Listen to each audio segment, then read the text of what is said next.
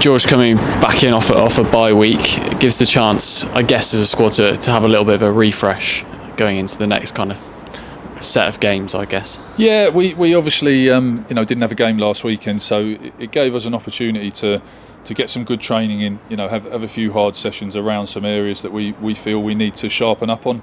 I think the Exeter game exposed a few bits that we really want to get better, and as coaches we've sort of been discussing those bits in the background, and it's quite hard, with the games flowing week in, week out.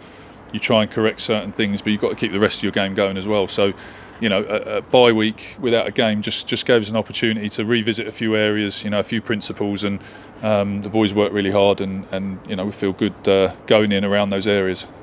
And head into Tigers this weekend. Obviously, don't need to talk too much about how good they've been this season, given where they are in the league, but it would be another tough test going into towards the business end of the season now, I guess. Yeah, absolutely. I think it'll definitely be a tough test. They're obviously the best team in the league, and rightfully so, at the top of the table. They've played some really good games. They've dug in and got through a few games when they probably weren't as pleased with their performance, which is a sign of a really good team. So, those Steve and his crew are doing a great job, and they're in a good spot. I think from our point of view, it's an exciting challenge. We get to go there, Welford Road, which will be a good atmosphere, and we get to test ourselves against top of the league. So, we'll do our best. We prepare well, like we say, we used last week sensibly around a few of our principles, and we'll go up there and embrace the challenge and get to see where we're at.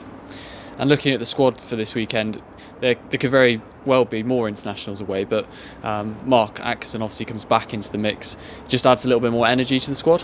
Yeah, I think Aki's, he's been unlucky. I think going into this period, we all hoped he'd get a few more caps, but he's still on the periphery of that. But yeah, for whatever reason, he's back with us this week and training, and he's come in with a really positive attitude, and he loves being here, and he's a huge part of this squad, and it's a good bit of energy to see him walk through the door, and lots of banter with the boys and all the rest of it, and he's trained really hard out there today, and he always leads by example. So from our point of view, we're glad to see him back.